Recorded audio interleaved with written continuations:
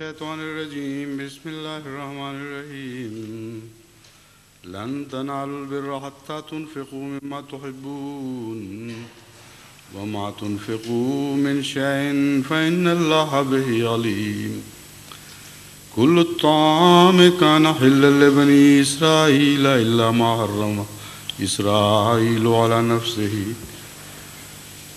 ما حرم إسرائيل على نفسه من قبل أن تنزل التوراة قل فأتوا بالتوراة فاتلوها إن كنتم صادقين فمن افترى على الله الكذب من بعد ذلك فأولئك هم الظالمون قل صدق الله فاتبعوا ملة إبراهيم حنيفا وما كان من المشركين إن أول بيت وضع للناس للذي ببكة مباركا وهدى للعالمين فيه آيات بينات مقام إبراهيم ومن دخله كان آمنا ولله على الناس حج البيت من استطاع إليه سبيلا ومن كفر فإن الله غني عن العالمين قل يا أهل الكتاب لم تكفرون بآيات الله والله شهيد على ما تعملون قل يا أهل الكتاب لم تصدون عن سبيل الله من آمن يبغونها عوجا وأنتم شهداء وما الله بغافل عما تعملون يا أيها الذين آمنوا إن تطيعوا فريقا من الذين أوتوا الكتاب يردوكم بعد إيمانكم كافرين وكيف تكفرون وأنتم تتلى عليكم آيات الله وفيكم رسوله ومن يعتصم بالله فقد هدي إلى صراط مستقيم. Last year, when I ended the commentary, I was still discussing the first verse which I have recited today, which is لَن تَنَالُوا الْبِرَّ حَتَّى تُنْفِقُوا مِمَّا تُحِبُّونَ وَمَا تُنْفِقُوا مِنْ شَيْءٍ فَإِنَّ اللَّهَ بِهِ عَلِيمٌ. I don't exactly remember how far I had the opportunity to discuss in detail the subject of this verse, but I think we had just started when the time ended. To bring you back to the discussion previous to this verse, I'll just briefly speak of the subject being discussed in the earlier verses.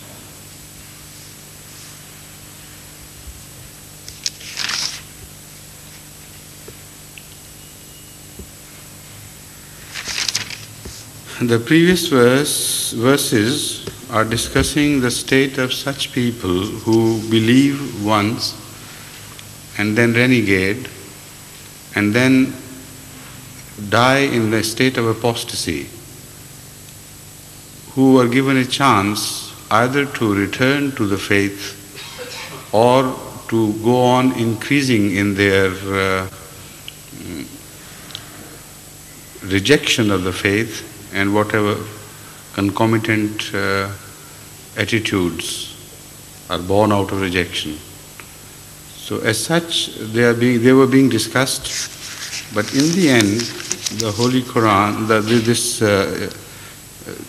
this surah mentions that such people, when they die in this state of rejection of the truth, they will not be pardoned. And something very interesting has been mentioned about where is the Miss Karge? Just a minute. Hold on a moment. I'm trying to find out the place which I just missed somehow. Yes. It says, إِنَّ الَّذِينَ كَفَرُوا وَمَاتُوا وَهُمْ كُفَّارٌ فَلَنْ يُقْبَلَ مِنْ أَحَدِهِمْ مِلْءُ الْأَرْضِ ذَهَبًا وَلَوِ افْتَدَىٰ بِهِ. That even if they presented by way of ransom an earth load of gold, that will not be accepted from them. I have already discussed what it means, because after death one does not possess an iota of anything, so how could he present an earth load of gold?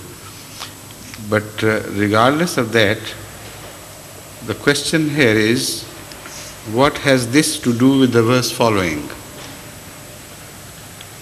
In the lifetime, such people did not spend anything in the cause of Allah. In the lifetime, they rejected the truth, and instead of repenting, they increased in their rejection and evil deeds. As such, when they die, the Holy Quran says nothing will be acceptable from them now. The right time, which is for the time for people to spend in the cause of Allah, is the lifetime. So this subject is taken up now. How best you should avail the opportunity of spending in the cause of Allah what Allah has granted you, and as against the total waste of such people, the best bargain which one can make in this world is mentioned here. So these are the converse situations. A people who whatever they possessed have totally wasted. And now Allah turns to the question of how best you should spend, so that you never repent afterwards that all our possessions were wasted went in vain and we couldn't benefit from them. So spending in the cause of Allah is good, but how one should spend in the cause of Allah, this is the question, to make the best bargain out of it. So the verse tells us, لَن تَنَالُوا الْبِرَّ حَتَّى تُنْفِقُوا مِمَّا تُحِبُّونَ. If you really want to spend in the cause of Allah in the best of manners, to draw the most benefit out of it, then do it as we are advising you, by spending from those things which you love most, not from those things which are meaningless to you or have lost their value to you. And because man is greedy by nature, and because as a whole one can say man loves gold, so this connection between the previous verse and this verse becomes so beautiful. At one time it was the greed of the people, love of gold, which made them turn away from God. Now Allah brings you back to that and says that is what you should spend, that which you love best. Now this is a most beautiful verse because it covers all the spendings which man can make for the sake of others. Not only it covers the spending in the way of Allah, but for any cause, when you spend for the sake of others, this should be the guiding principle. Here, the Holy Quran does not mention Allah. It says, لَن تَنَالُوا الْبِرَّ حَتَّى تُنْفِقُوا مِمَّا تُحِبُّونَ. Whatever you spend for the sake of others, this is understood. The guiding principle should always be that you should spend that which you love. I have already spoken on this subject repeatedly, that some people give away only such dirty clothes and such articles of daily use which are no longer of any use to them, for which in England you find Sunday markets to dispose of them. But in our country, mostly they are, because they have some values at least, so they are kept tenaciously held until they lose all value, and then they give over to others as alms. And sometimes the articles which they give to others as alms are so shocking in state that there are jokes in our language about such articles. it is said that one Chaudhary, one landlord of a village, gave a Mirasi, who were very famous and also notorious for their quick repartee, one turban which he had very carefully wrapped in a beautiful package and gave him to as by way of alms and an expression of goodwill. So next morning when he came to meet him, he asked about how did he spend the night, and he wanted some gratitude in return, in fact. So it was just an excuse of opening a subject which would ultimately end up in gratitude. Thank you so much. So the Mirasi understood the meaning immediately. He said, "Sir, I'm so grateful to you for giving me a piece of cloth which was so pious. I have never seen a holier piece of cloth than that." So this Chaudhary was surprised because he had never noticed any signs of holiness in that cloth. He said, "What do you mean by that?" He said, "Entire night it would not let me go to sleep because it went on saying La ilaha illallah, La ilaha illallah, La ilaha illallah, La. The whole night it continued." He said, "But didn't it say Muhammadur Rasulullah?" He said, "No, because it was before his time that the cloth was made." You see? It's an ancient cloth, much earlier than the prophethood started. So this is the meaning of the converse of this verse. If you want to spend in any good cause, spend that which you like, which you love most. Otherwise, it's a dumping place where you dump your wastage. It doesn't mean anything. So birra here is to be understood what it means. The word birra is commonly understood to be an act of goodness. But birra is a word of wide application. It covers all the magnanimity a man can possess, all the good which encompasses human qualities. So al-birra means the perfection of that goodness. That goodness which is perfect. So if you vie for perfection, if you are endeavoring to reach perfection, then this is the passage which will lead you to perfection. Start with spending with the best of things which you love, which must not only be articles, but all that you possess.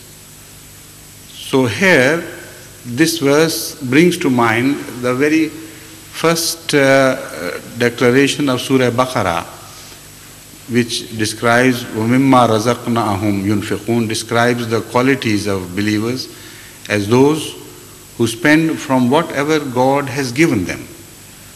So because no article is mentioned, so this verse becomes much wider in its application.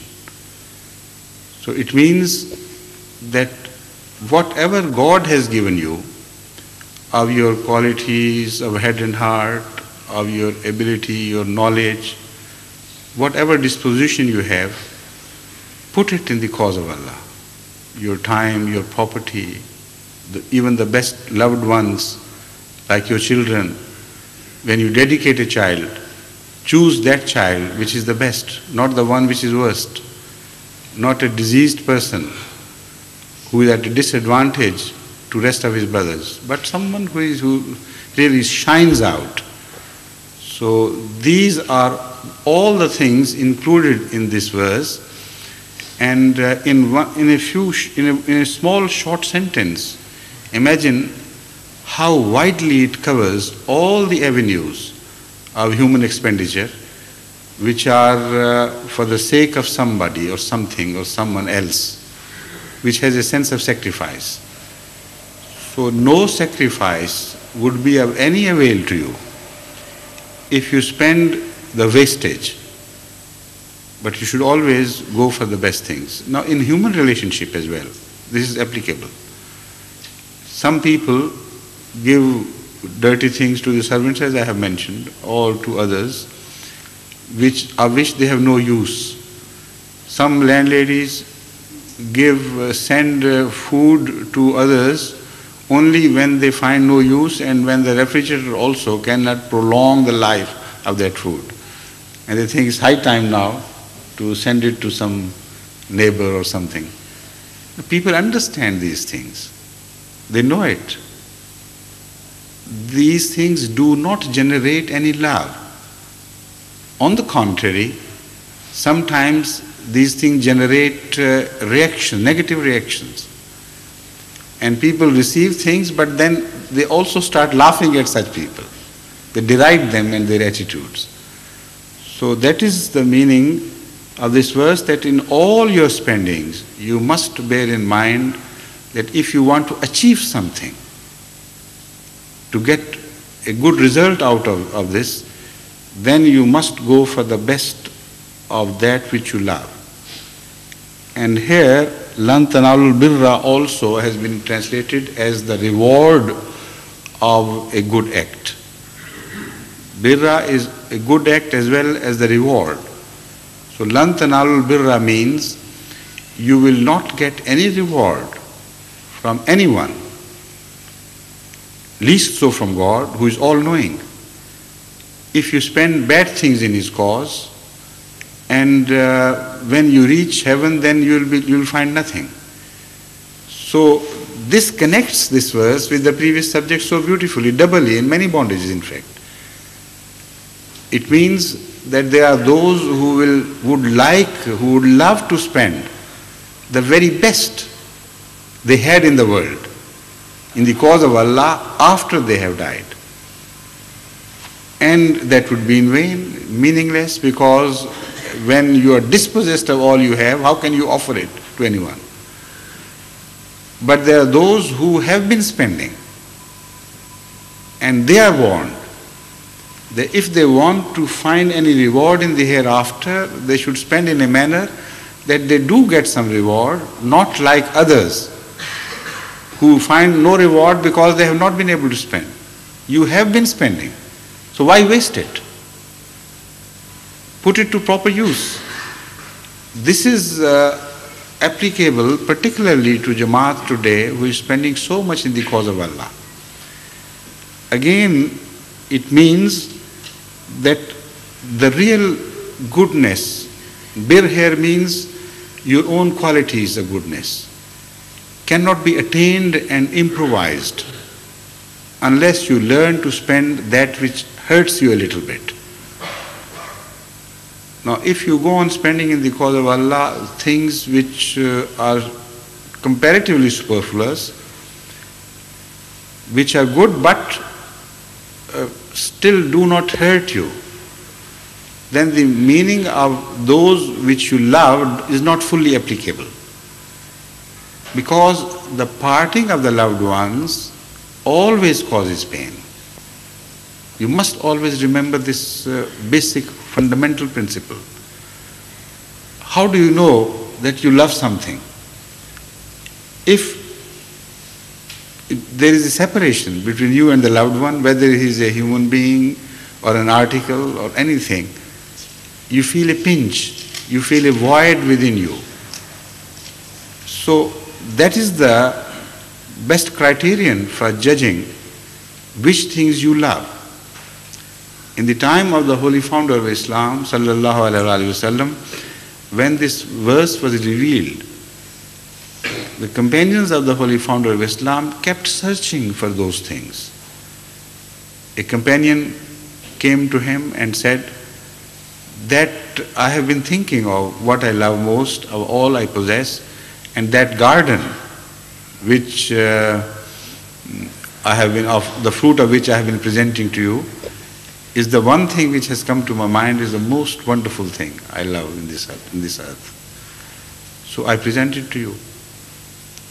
Hazrat sallallahu alaihi wasallam accepted it and asked him to distribute that garden to some of his poorer relatives.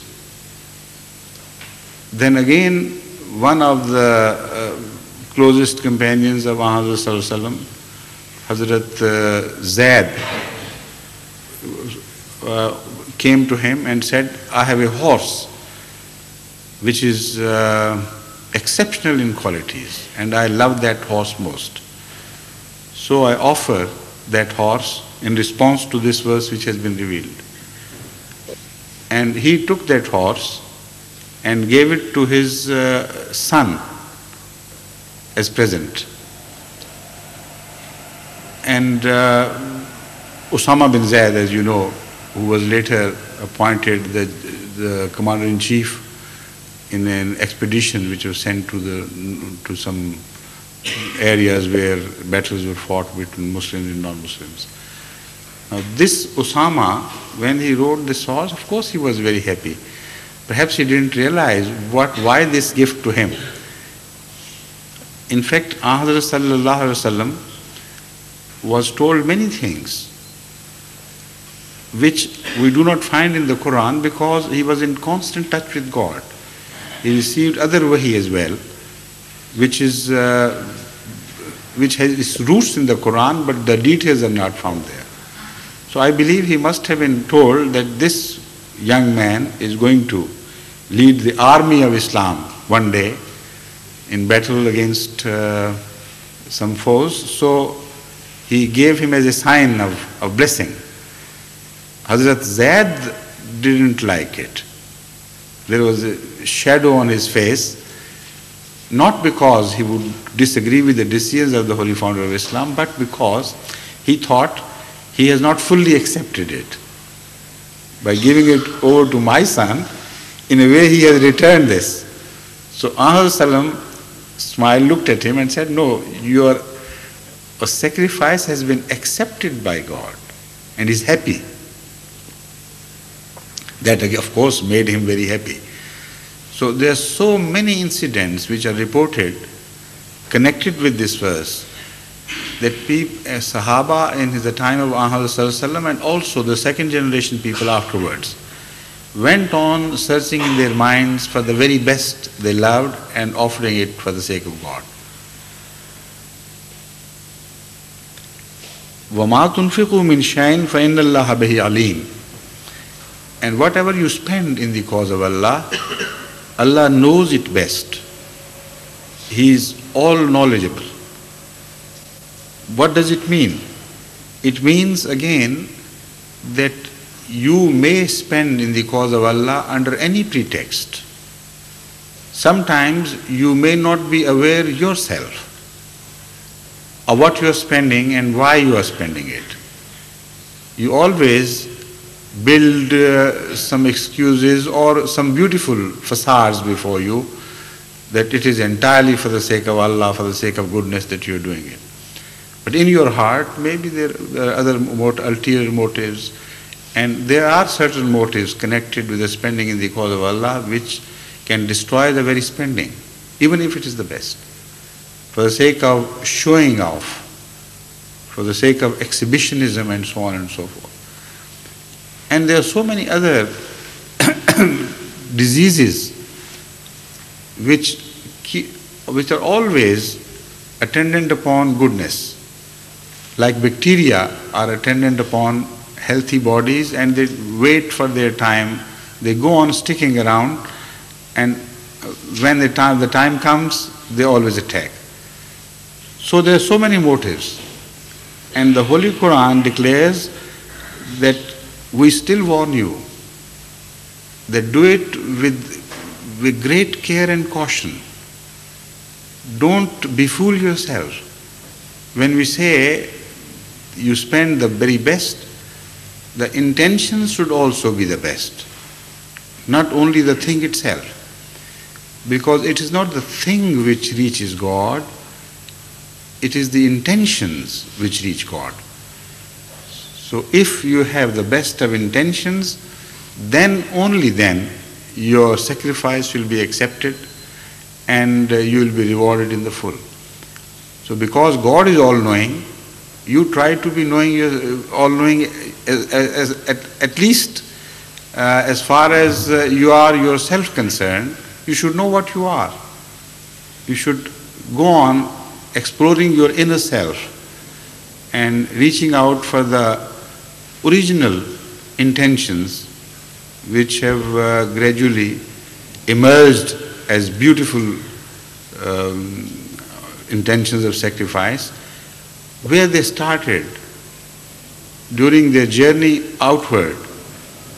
What other influences did they receive? No, this is a very important area of self-criticism and exploration, which has been pointed out by the verse, وَمَا تُنْفِقُوا مِنْ شَيْءٍ فَإِنَّ اللَّهَ بِهِ عَلِيمٌ. God is fully aware. Moreover, it's also a reassurance, and a very beautiful reassurance, not only a warning. The reassurance is that when we tell you that you spend with the best of intentions only for the sake of God, you may do it in a manner that nobody knows it, and as if your sacrifice is wasted. But we assure you that sometimes you spend in the cause of other people without their knowledge, and you always feel a sort of dissatisfaction as to whether it came to his knowledge or not. But whenever you spend anything in the cause of Allah, we assure you it will always be in the knowledge of God.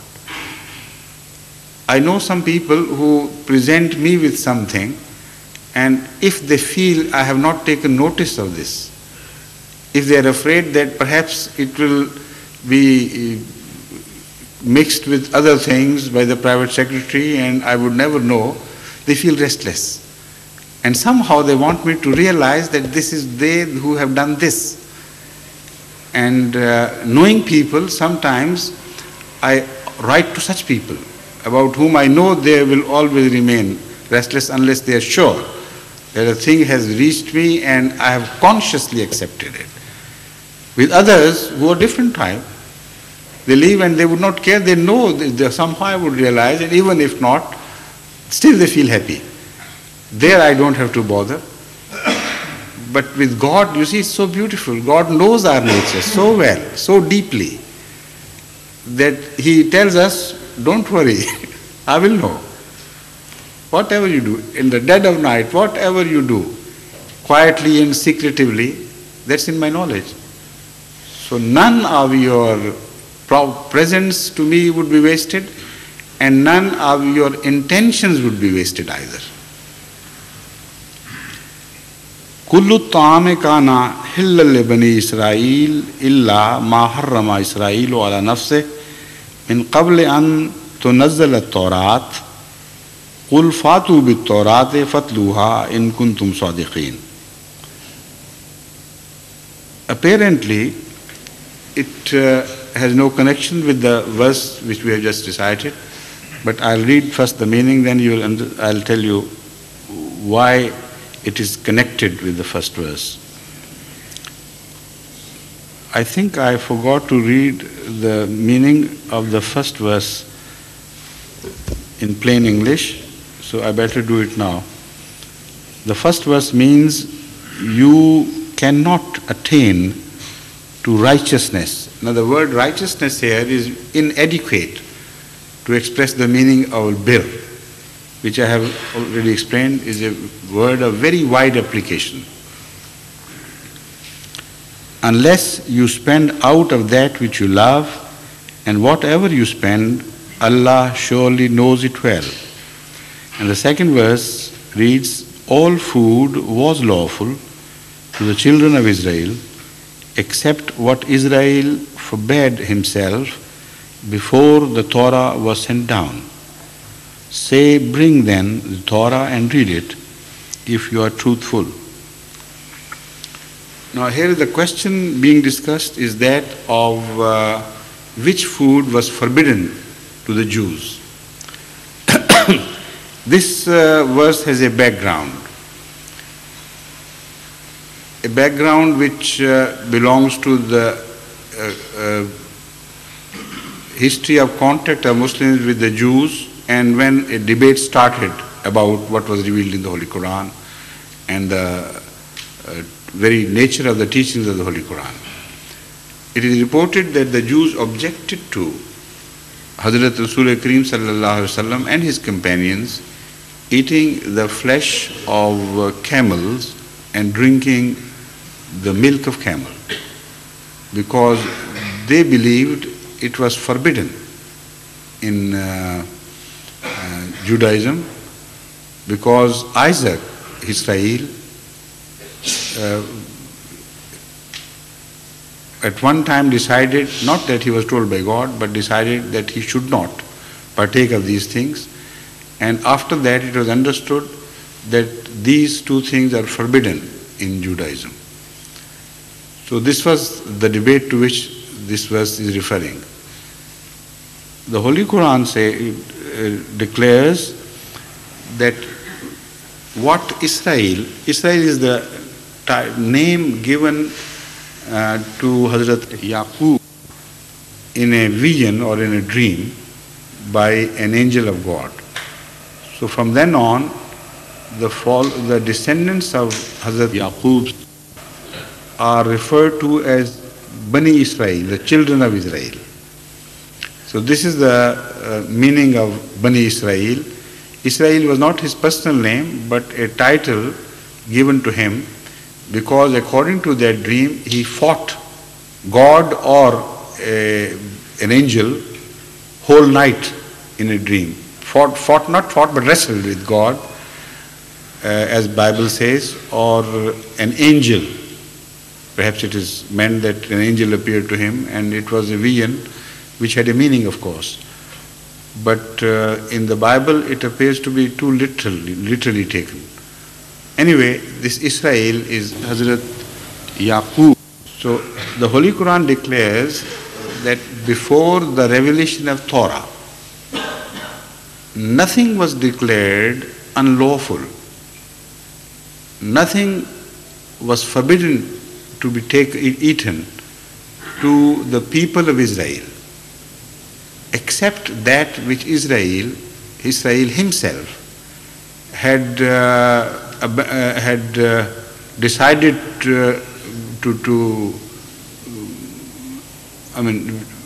he himself had made unlawful for himself, by his own decision, not by a dictate of God.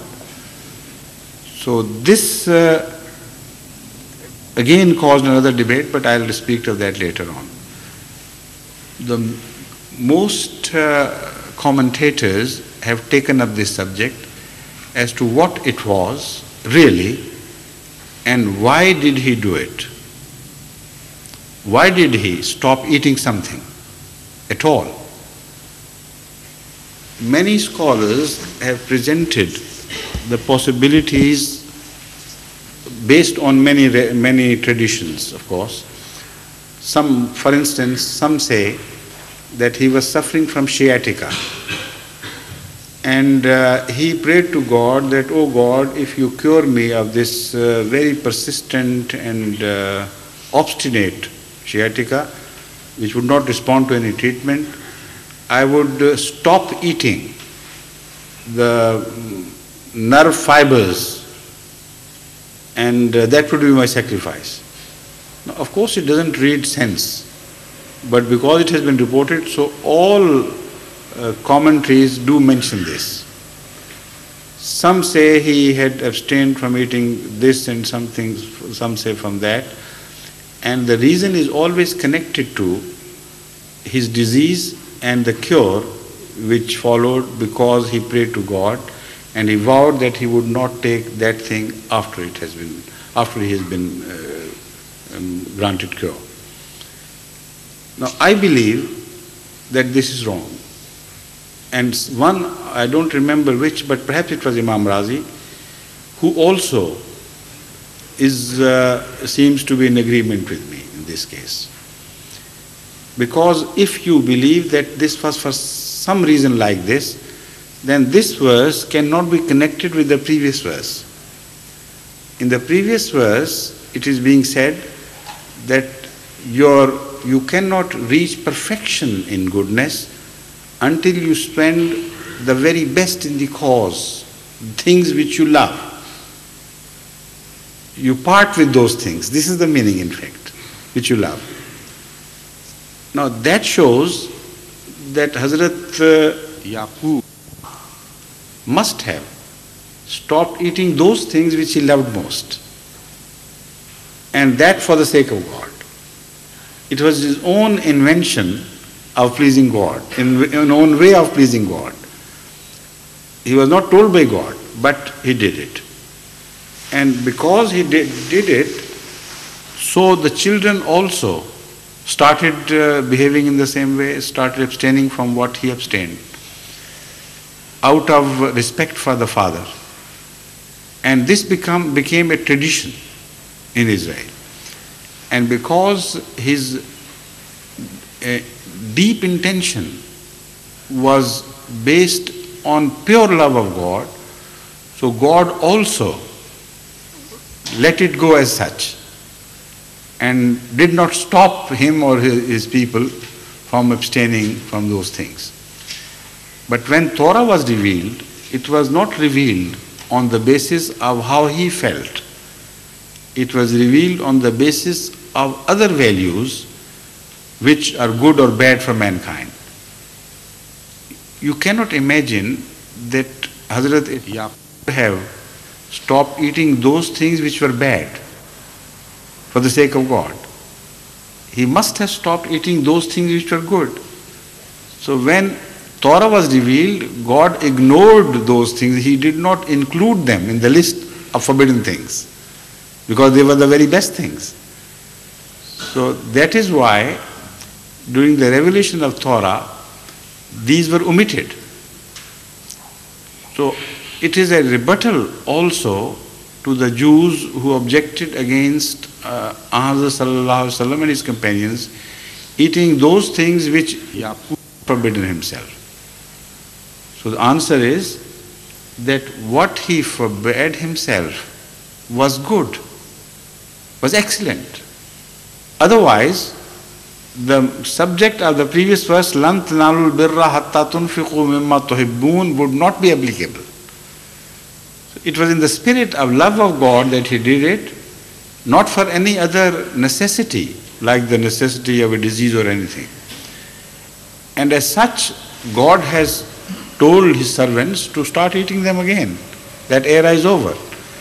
And it became over at the time of the revelation of Torah long, long ago. So the Holy Quran throws a challenge to the Jews, why don't you read your own book and find out that this was the reason, and in the real list of what is forbidden, those things are not included. So that is all the connection, as well as a rebuttal to the Jews who also claimed that no word of God can ever be cancelled. This was another debate which raged around this question of what should be eaten and what should not be eaten. They said the Holy Quran had no right to cancel anything which was ordered by God previously, or to make lawful what was made unlawful by the previous revelations. So in the same place, by the same stroke, they are rebutted, because the Holy Quran points out that earlier it has happened that you were given a law because of some reason which was later on changed. Because when God accepted the tradition of Yaqub abstaining from eating certain things, that was made into a law for Israel, for his children. And it continued for a long time. So later on, that was cancelled, because those things were not included in the new list. So thereby, in the same stroke, the Holy Quran rebutted their claim that God, once He reveals something, never cancels it out.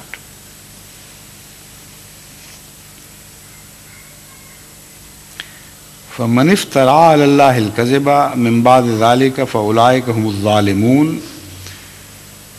This means, now, whoso forges a lie against Allah after this, then it is these that are the wrongdoers. The Holy Quran declares that now the whole thing has been fully thrashed out, made manifestly clear. After that, if you continue to forge lies against God, you would be held responsible. Here, forging of lies does not mean only that a very specific order has been mentioned, which God never gave. The forging of lies means that to describe attitudes, to ascribe attitudes to God, which are not God's conduct, which which is not the tradition of God, like Sunnatullah is described in the Holy Quran. There are certain ways of God. And I have noticed this, that this tendency is found in various religions, to start attributing things to God, that God never does this, God never does that. And although the Muslims have not changed the Holy Quran literally, but also among many sects of Muslims in many countries, you will hear such traditions. When you preach to them the Ahmadiyya point of view, they would respond by telling you that, how could this happen? God never does this. If you ask them, where is it written? God never does this. They can't pinpoint. But they say, yes, this is how our elders have told us, and do whatever you may please, but we will not agree to this point of view because we know God doesn't do this. God doesn't do that. God doesn't do this. They have made a conduct of life for God themselves and try to make it binding on Him. This is the situation which is being dealt with here, and the Holy Quran describes this attitude as iftira, which means forging a lie. So if you describe God in a manner as He has not described Himself, that also falls in the category of forging a lie.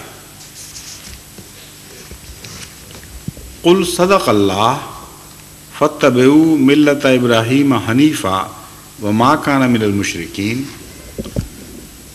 Tell them that God never forges lies. صَدَقَ اللَّهُ. He always speaks the truth. So He has spoken. This is the truth. فَاتَّبِعُوا مِلَّةَ إِبْرَاهِيمَ حَنِيفًا. Instead of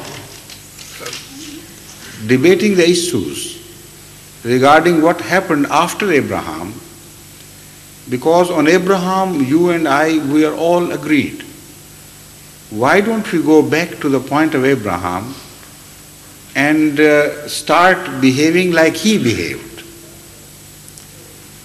And his behavior was that of a Hanif. Hanif, I have already described, means, although it is by some people it is understood to be slightly crooked, it is not so. Because the Arabs sometimes refer to those people who had a twisted foot as Ahnaf, the person who had a twisted foot. So there is a sense of inclination on one side contained in the word Hanif, which has made people slightly confused about its true meaning. But most of the Muslim scholars understood it well, and what they understood correctly was that the word Hanif applies to a person who is always inclined towards God. If there is a twist in him, it is not twist to the wrong side, but twist to the right side. As I described last year, if you make a stick stand, hold it with your hand, and give it a slight twist in the right direction. If you leave it, it will always fall in the right direction. If you give it a wrong twist, then it will always fall in the wrong direction. So the word Hanif applies only to such people who have a slight twist or inclination in the right direction. So they'll always fall in the right direction, even in their mistakes would be based on good intentions. This is the meaning. They may make a false step. They may take a false step. They may falter. But because they are good people, deeply good, so even their follies would create goodness and never evil. So Hanifa is the character of Abraham, which has been repeatedly described under this word by the Holy Quran. It says, let us come back to the question of Abraham and his conduct. That is very clear. There is no debate about him. وَمَا كَانَ مِنَ الْمُشْرِكِينَ. One thing is most certain about him, that he was not an idolater. So that conversely proves that the attitude of the Jews at that time had become idolatrous. Not literally in the sense that they started worshipping the stones or a calf like they did once before in their history, but because they, the Holy Quran has explained elsewhere, they gave the position of their holy people, they raised the position of their holy people virtually to the status of God. The debates ended where they would prove that that and that person in our history used to do this. And there the debate ended. He may have done a wrong thing, that was irrelevant, because we respect him, and as such, because he did it, so this is the valid course of action for us, no more. So this the Holy Quran describes as an idolatrous attitude. But at the same time, the Holy Quran apparently commits the same mistake by referring to Abraham and calling them to agree on everything which Abraham did. So it qualifies the character of Abraham by saying, we call you to come round and rally round the character of Abraham, not as a person, because he had two qualities. Number one, he was always rightly inclined. Number two, he is one man in history about whom no one on earth can say that he was an idolater. He was a believer in one single entity of God. He was inseparable. So whatever he did is a sure sign that he did it for the sake of God and for the sake of goodness. So rally round Abraham, and there the debate would end. Now, from Abraham, the Holy Quran now skips over to the question of Khana Kaaba, the house of God built in Mecca. Because the question of unity now enters the subject, unity of God, and what type of unity is related to Abraham and his lifetime and his ministry. This brings to mind the Khana Kaaba, which became the symbol of the unity of Hazrat Muhammad Mustafa sallallahu alaihi wasallam. So in a beautiful way, Hazrat sallallahu alaihi wasallam is united and completely identified with Hazrat Ibrahim alayhi salam. You see, this is why the Khana Kaaba is so mentioned, because this was a physical reality. Khana Kaaba was the place of Hazrat Muhammad Mustafa sallallahu alaihi wasallam, not of any Christians or Jews. And this was also in the known history to be the place of Abraham, where he visited and he rebuilt it. So the long distance of history is bridged by the mention of Khana Kaaba at this point, and suddenly you find Hazrat sallallahu alaihi wasallam standing side by side with Hazrat Abraham, and this is exactly what is the point which is to be made. The Holy Quran seems to say Muhammad Mustafa sallallahu alaihi wasallam is already with Ibrahim. It is for you to come. It is not for him to leave his place and go somewhere else. because he already belongs there. So as such, the invitation to come back to Abraham was tantamount to an invitation to join Hazrat Muhammad Mustafa Sallallahu Alaihi Wasallam, because he was then the living symbol of all that Abraham lived for. Inna awwala baytin wudi'a lin-nasi lalladhi bi Bakkata mubarakan wa hudal lil alamin. The very first house, wudi'a lin-nasi, which was made or created or built for the sake of people or mankind, lin-nas can be translated as mankind, lallazi bi Bakkata, is the one which is at Bakka, mubarakan wa hudal lil alamin. It is a blessed place and a source of guidance for the entire mankind or the universe. This verse also has certain points which have been very extensively discussed by the earliest scholars. First of all, the statement Inna awwala baytin, the first house. What does it mean? When was it built? How long ago was it the first house that was built on earth? So some very interesting and bizarre traditions have been collected by the commentators, which instead of throwing more light on the subject, take you back to the age of myths and stories.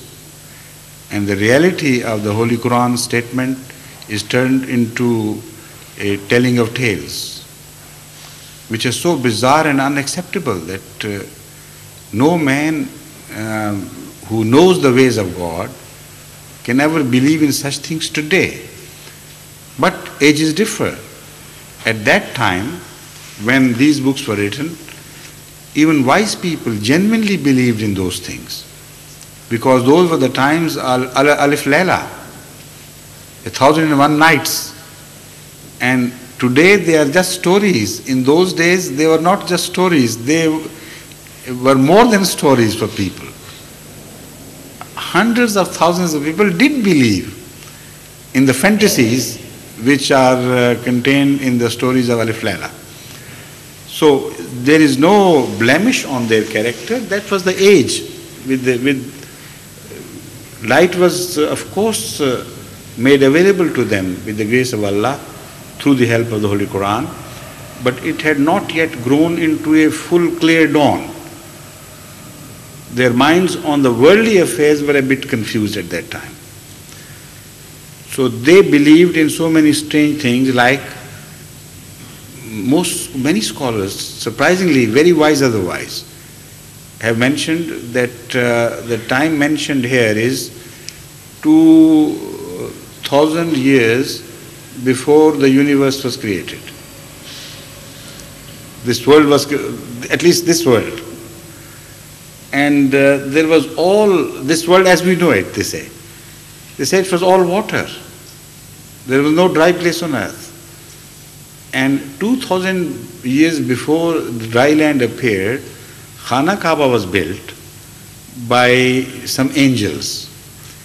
And the archangel was the architect, main architect. And this was built like a white froth on the surface of the sea, because it was all sea. So later on, God created earth underneath that froth. And that is how earth began to spread. Now, fantastic stories like these, the other stories also, are contained in these great works of great scholars. They are great despite these things. But unfortunately, they offer the Western antagonists a genuine handle for attacking Islam. So it is high time that the Muslim world should turn to the Ahmadiyya interpretation of the Holy Quran, which has a very special quality of light about it. there is no shadow of darkness in the attitude of our interpretations of the Holy Quran. I said in attitude because this attitude has been granted to us by God through Hazrat Masih Maud ﷺ. It is the attitude which is enlightened. With such an attitude, you cannot go wrong.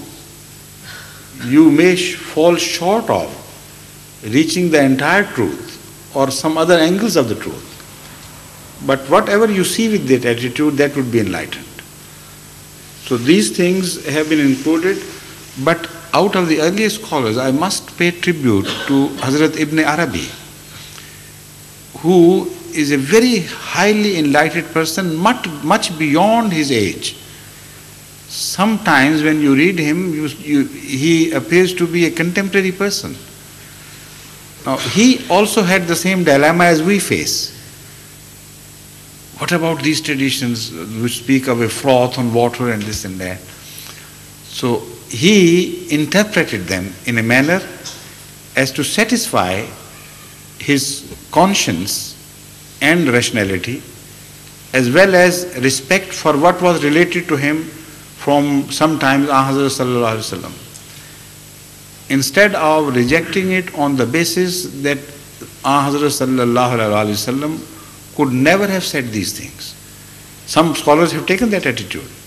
They say these are wrong because that and that link in the narration narration line is wrong, and he was a false man, he told lies and this and that. So some people, some scholars have rejected these things too. But on that basis, Hazrat Ibn Arabi, being a philosopher, explained this and such traditions in his own very special philosophic or Sufiyana way. He says that if this was said, it only means that real Khana Kaaba is that which is in our hearts. And Mecca or Bakka is the empty valley around, which is our chest, our breast, or chest I should say. And that is on water, that was created on water. That heart which is really worth mentioning, which really becomes heart, true heart in the religious sense, is the one which rides the ocean of spiritualism. Water here is this ocean of spirituality and godliness. So the first Khana Kaaba was always built and will always be built in the hearts of the people which float the ocean of spiritual world. So in this way, somehow at least, he satisfied his own conscience and the urge to show respect to what was narrated to him. But in fact, this is extending it too far. He has done a beautiful work, but at the same time, realistically speaking, such traditions are in fact born out of infiltrated traditions of the Jews. And one of the great Muslim scholars has pointed out that Hazrat Ibn Abbas once, when he was visiting, I don't remember, Yarmouk perhaps it was, when he was in Yarmouk, he discovered 2 boxes of old Jewish traditions. And many of his narrations were wrongly attributed to Hazrat Sallallahu Alaihi Wasallam, because he extensively reported from Hazrat Sallallahu Alaihi Wasallam. So when he read these things, he started talking of these things as great discovery of the Jewish heritage. And some people, by mistake, thought that he was speaking of Hazrat Sallallahu Alaihi Wasallam's observations. So as such mistake was committed. So earlier scholars also attempted to find why such traditions found place in Islamic traditions, and if they were wrong, why they were not totally rejected, where the confusion was caused. So a lot of confusion was caused, we know, regarding the question of awwal, how it happened. Now, apart from this confusion, there are different suggestions given regarding the, not the time, but of the connotation of the word awwal. Some scholars have favored the idea that the word awwal means any dwelling place, applies to any dwelling place. They believe that the civilization is mentioned here. When man first learned to live in built houses outside the caves and outside the shadows of trees, when he came out in the open and built something of a dwelling place for himself, they believe this was the first place wherever a building was made. But some scholars, and they are in majority, they believe that the word awwal applies only to not only to the places of worship, but to any place which was built for the common cause. Because they point out that the words have been very carefully chosen in this verse, which speaks of awwala baytin wudi'a lin-nasi. It doesn't say wudi'a lillahi. The first house that was built for people, not for God. But they say, and this also has always been my point of view, my own belief, that because it means for the sake of, so God also is included in this. Because if you do something for the sake of people, and the best should come to your mind first. So the best purpose of any building is the purpose of worship. So the worship is not ruled out in this. In fact, it occupies the first priority. When you speak of any house to be built for the sake of mankind, that house should be built for the sake of worship, because this is the best way of serving the cause of mankind, to bring them to God. So here the two things unite. The first house that was rebuilt for the sake of people, and the first house that was built for the sake of people to bring them to their Creator and to provide them with a place where they could worship God entirely with a total devotion to Him. So this is the meaning of awwala baytin wudi'a lin-nasi lalladhi bi Bakkata.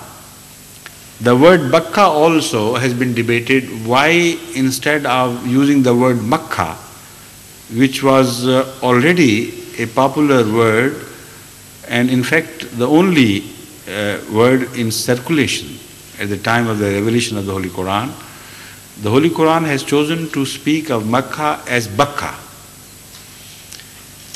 People, many scholars, have given some, forwarded some reasons, possible reasons. They say that the word Bakka means crowding, and and also it means to break, to destroy, to defeat.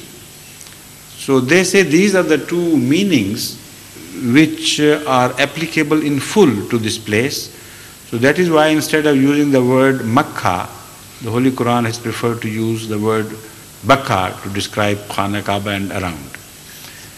They say, why Bakka? Because it broke the pride of those people who at various times in history have attempted to destroy Khana Kaaba. It broke the necks of, what was the name of this? Abraha and his invading armies, and also other attempts were defeated. So this is a place which breaks the pride of arrogant people and ignorant people who may deem it within their power to attack this place and destroy it. But that is, again, I think, a bit far-fetched. The second point is very meaningful. Bakka is a place, it applies to a place where people crowd and gather from all sides and vie with each other. You know, Bakka is sort of invasion of a place where you rush for it, where you vie with each other to be in the first place. So because Khana Kaaba is a place which was to be the rallying point of all mankind, who would gather here with a spirit of crowding and rushing and shouldering each other out of place and being in the first place. Now this is exactly what happens at every Hajj. And those who return from Hajj and describe things to me, they always describe this, that at times it's so overcrowding that some people get in fact stampeded by the rush. And even at Rami Ijmar, there is such crowding and such rush that many people get injured, and even some deaths are caused by this overcrowding. So Bakka here applies to a place where people will continue to rush forever and forever.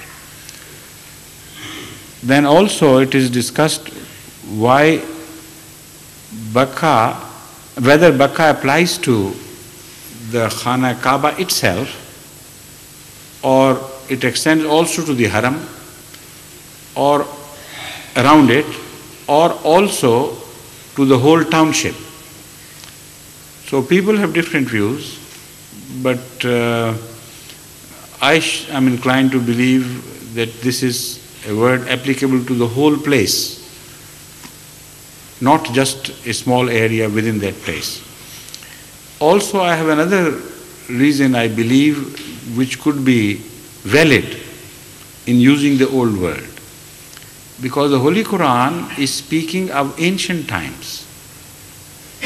So the word in circulation for this place in the ancient times is more appropriate to be used here, to create a sense of historically old period, an old period of history. So because the word Makkah was comparatively recent, and in the olden days all Arabs knew that this place was referred to as Bakka. So because the Holy Quran is speaking of the first house, obviously at that time, however, that remote period when this was built, this place was called Bakka. So it was more appropriate to mention the word Bakka than in circulation when this house was built.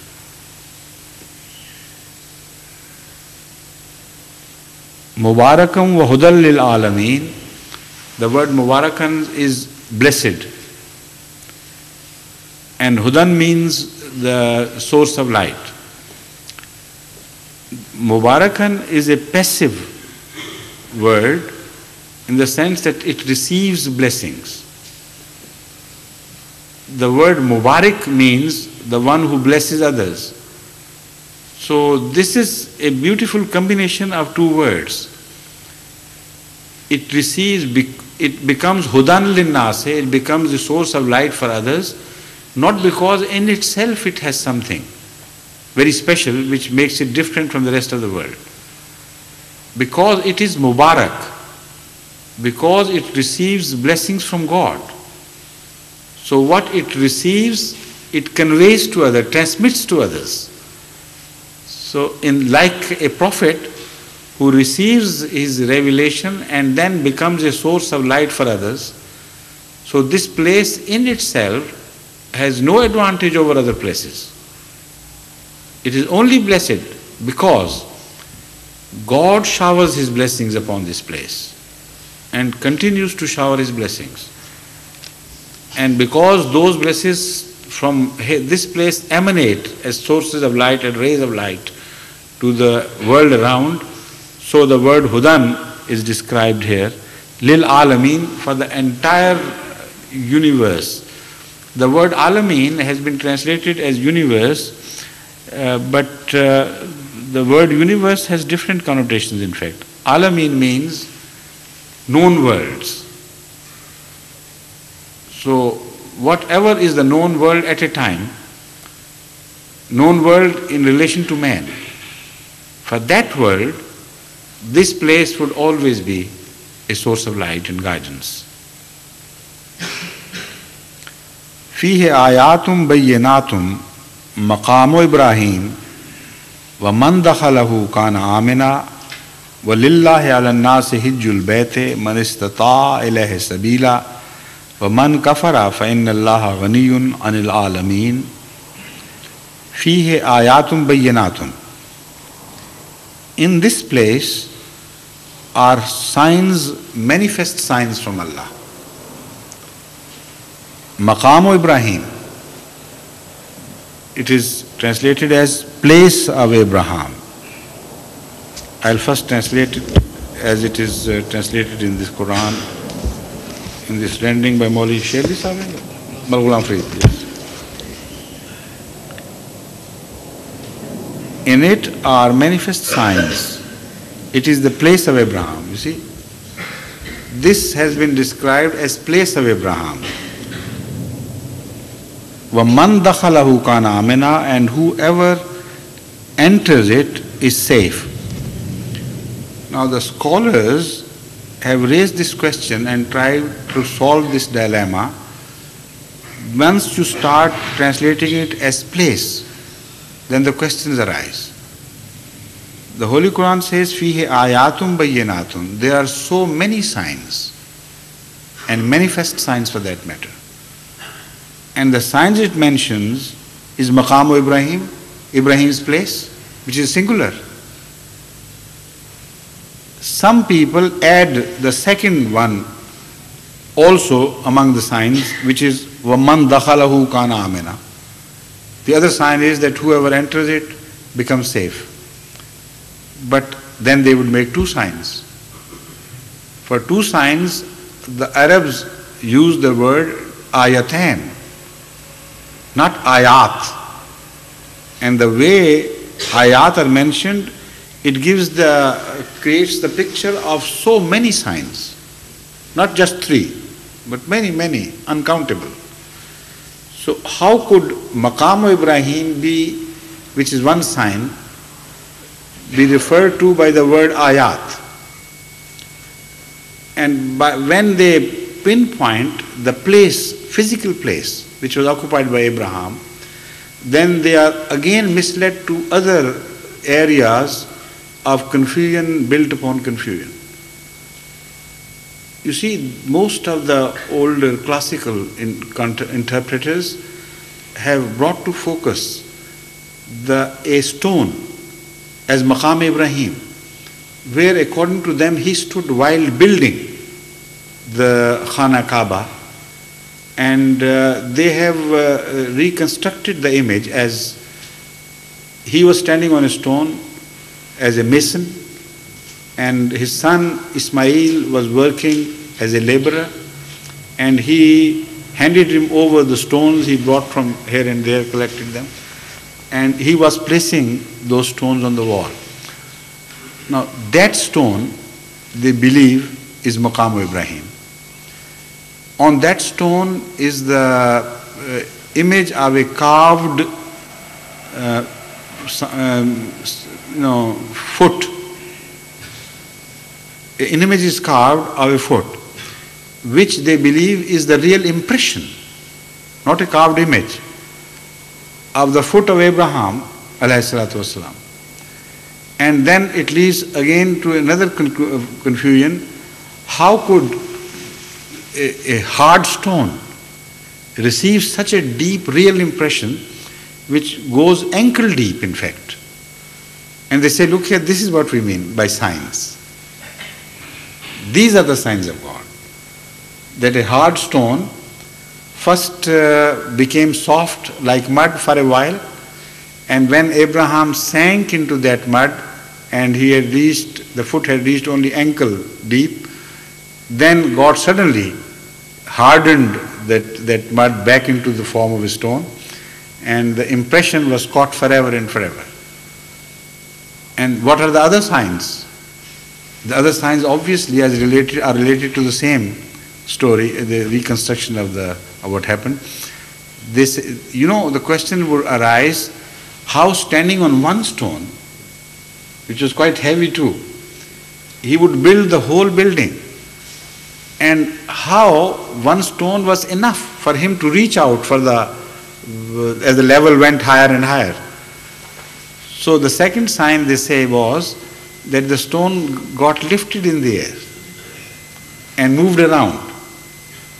And until Abraham finished the work, this was the stone underneath him. So if the lifting was involved, why not Abraham alone? Why to first have him stand on a stone and then lift the whole thing? The whole thing becomes so bizarre and meaningless. But you will be surprised to find that most of the Muslim scholars, medieval scholars particularly, have dwelt so happily on this subject, because they seem to enjoy counting these signs. You see, it's impossible for anyone else to create these signs. Now, this is turning a reality into a joke. Maqam Ibrahim, I believe, must be understood in the light of this word used by the Holy Quran elsewhere.